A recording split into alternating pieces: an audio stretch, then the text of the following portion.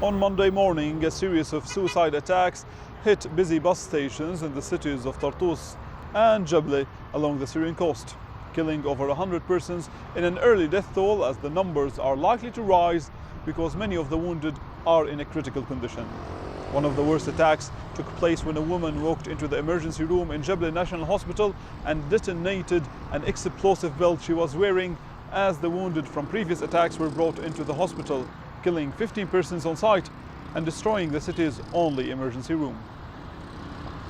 The cities of Tartus and Jebleh are considered some of the main strongholds for supporters and loyalists of the Syrian President Bashar al-Assad.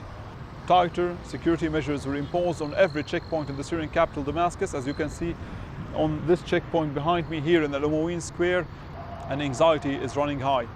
It's unclear at this point who's standing behind the attacks, as ISIL claimed responsibility through Amaq news agency, the news agency of the radical group, but did not provide enough information about the attacks, while other social network accounts claimed that the attack was carried out by Ahrar al-Sham, one of the radical rebel factions here in Syria that has strong ties to Al-Qaeda. The Syrian government said that the attacks will not deter the Syrian army from defeating terrorists, saying that the recent setbacks that the terrorists suffered facing the Syrian army is the reason behind their desire to attack civilians. But despite all of this, residents here in the Syrian capital Damascus are concerned that this could be the beginning of another chapter of the Syrian war, a chapter where civilians are targeted and no one is safe.